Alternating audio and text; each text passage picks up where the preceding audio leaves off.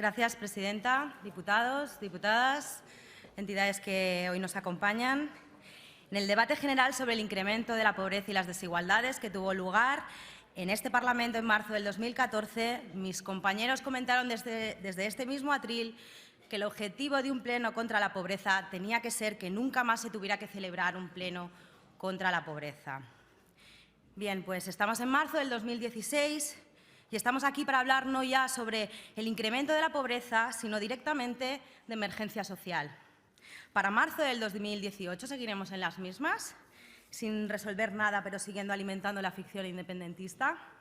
Senyores del procés, del mandat democràtic sin mayoría social, para acabar con la exclusión social nosotros sí que tenim presa y estoy convencida que para este objetivo sí que se pueden conseguir amplios consensos y unir a la inmensa mayoría de la sociedad catalana. Una muestra de ello son los acuerdos y transacciones con distintas formaciones a los que hemos podido llegar en este pleno, aunque debido a la votación en bloque de las propuestas en algunas ocasiones nos vamos a tener que abstener porque aunque estamos de acuerdo en algunos puntos, en otros diferimos. No obstante, el resultado no puede quedar en una declaración de intenciones sin más recorrido. Este pleno no debe ser el punto final, sino el punto de partida. Ahora bien, hablar de emergencia social es como si tratáramos un suceso o un accidente que nos haya sobrevenido, pero no estamos ante un cataclismo puntual e imprevisible, no estamos hablando de atender a los afectados del huracán Katrina. La cuestión es que tenemos una estructura social disfuncional. El problema a resolver cuando hablamos de pobreza es la cada vez más persistente exclusión social de un tercio de la población. España es el país de la OCDE donde más se han incrementado las desigualdades en los últimos tiempos. Pero esta tendencia viene de antes de la crisis. El origen de la desigualdad, tanto en Cataluña como en el resto de España, no es meramente coyuntural. Tanto en la época de bonanza como en la crisis, las rentas más bajas sufrieron proporcionalmente más cuando las cosas iban mal y ganaron menos cuando iban bien. Supongo que muchos de los ilustres diputados recordarán el significado que tenía en los tiempos de la burbuja eso de ser mileurista. Para reducir la pobreza hay que reactivar la economía, pero la situación no se reduce a una subida de unos cuantos puntos del PIB, no podemos volver al modelo de crecimiento de hace 15 años.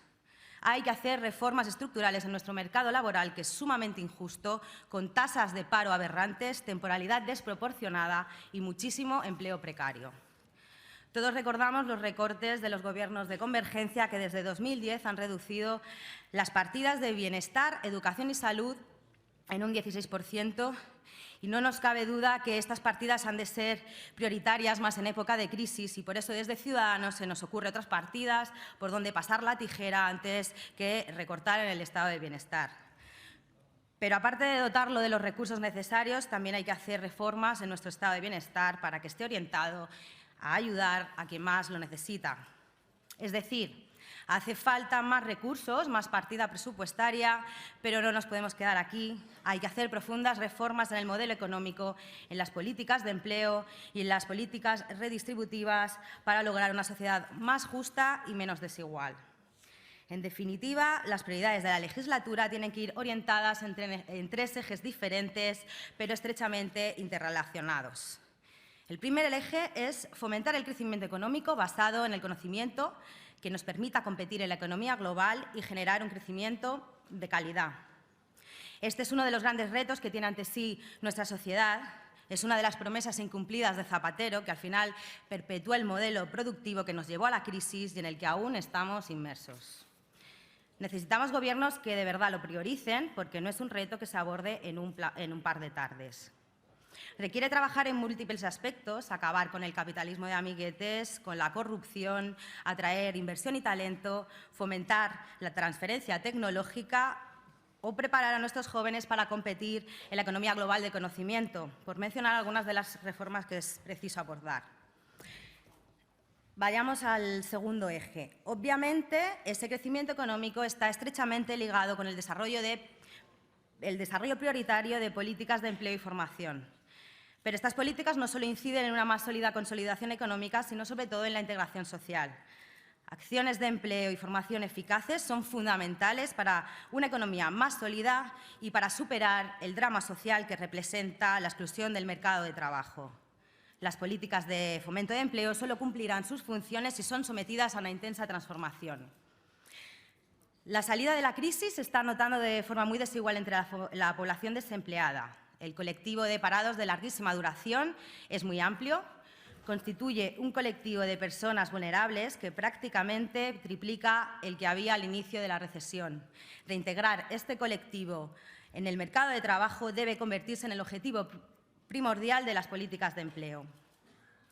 En este sentido, creemos que es fundamental y urgente una revisión integral del actual SOC que trasciende este debate y que debería ser una de las reformas prioritarias para esta legislatura si las fuerzas políticas que sustentan al Gobierno no centraran sus esfuerzos en la ficción del procés. En las propuestas que presentamos, focalizadas en la emergencia social, hemos planteado una serie de medidas de cara a los colectivos más vulnerables, como los jóvenes, los parados de larga duración, los mayores de 45 años y las personas con diversidad funcional. Y por último, pero no por ello menos importante, tenemos que racionalizar la Administración y dotar a nuestro estado de bienestar de verdaderas herramientas redistributivas.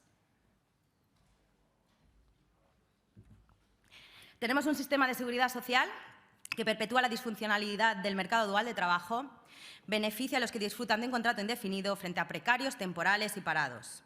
Está vinculado con las cotizaciones previas del trabajador, por lo que realmente no está orientado a redistribuir la renta y combatir la pobreza. Por ello, hablar de emergencia social es un error en el análisis. No es algo coyuntural, es estructural. Lo que pasa es que está agravado por una larga recesión. No se trata, por lo tanto, de poner parches temporales, sino de disponer de verdaderas estructuras redistributivas eficaces que aseguren que nadie se quede en la cuneta. Estructuras, por cierto, mucho más beneficiosas y urgentes para los catalanes que esas estructuras de Estado de las que algunos tanto hablan. En este sentido, desde Ciudadanos, hace tiempo que proponemos un complemento salarial anual garantizado que, dicho de otro modo, viene a ser un impuesto negativo sobre la renta. Es una herramienta que ha sido muy estudiada en los países en los que se ha implementado, como Suecia, Reino Unido y recientemente en Francia, y que se ha demostrado como un mecanismo realmente eficaz para combatir la pobreza de aquellas personas que, pese a trabajar, siguen sin cubrir sus necesidades básicas. Este complemento es altamente redistributivo, incentiva el trabajo y combate la economía sumergida. No obstante, para atender a aquellos hogares que no disponen de ingresos, proponemos que se acelere la implantación de una renta garantizada vinculada a programas de inserción sociolaboral. Pero desde Ciudadanos no nos quedamos aquí, también creemos prioritario combatir la pobreza infantil. Nos parece injustificable que en políticas de infancia y familia en Cataluña actualmente se destine el equivalente al 0,9 del PIB, siendo la media española del 1,4 y la de la Unión Europea un 2,2. La pobreza infantil compromete la igualdad de oportunidades para toda la vida, no solo tiene consecuencias en la salud, sino en las altas tasas de abandono que padecemos particularmente en Cataluña. Y como ya hemos comentado, una baja formación tiene un gran vínculo con unas bajas expectativas laborales y la economía de un país en general. Por eso también proponemos actualizar y dotar de mayores recursos presupuestarios el programa de la lucha contra el abandono escolar, así como habilitar los recursos suficientes para aumentar el número de plazas públicas subvencionadas de 0 a 3 años en las escuelas infantiles, cubriendo la totalidad de la demanda social. Los estudios insisten en que la educación en primera infancia es la mejor inversión para mejorar la igualdad de oportunidades a largo plazo.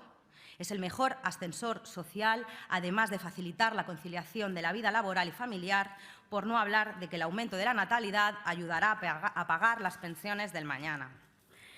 Tampoco nos hemos querido olvidar de las personas sin hogar, la forma más brutal de pobreza en las ciudades, ni de la gestión de los fondos de pobreza energética, ni de los problemas de acceso y conservación de la vivienda. Son muchos los retos que tenemos por delante. Por último, desde Ciudadanos queremos combatir la política de recortes encabezada por Convergencia, el alma mater del actual Gobierno de Junts pel Sí. Los recortes en sanidad, educación, dependencia y bienestar son sin duda un factor importantísimo en el crecimiento de la desigualdad. En este sentido, hemos presentado diversas propuestas para revertir tamaño atentado contra los derechos de los ciudadanos. Es evidente que todos estos son unos objetivos muy ambiciosos que trascienden un mero debate de pobreza o emergencia social que de vez en cuando vayamos trayendo a este Parlamento para cubrir la demanda social. Estos deberían ser los puntos básicos de un debate de investidura, de los objetivos de una legislatura, del trabajo parlamentario y de las prioridades presupuestarias. Sirve, no obstante, para recordar a las fuerzas políticas que sustentan al Gobierno que, mientras pierden el tiempo con la ficción estéril del procés, la realidad, la terca realidad a la que se tienen que enfrentar la mayoría de los catalanes, sigue ahí fuera. No les quepa la menor duda que cuando gobierna esta oposición que encabeza Ciudadanos, estas cuestiones serán las prioridades de la agenda política. Gracias.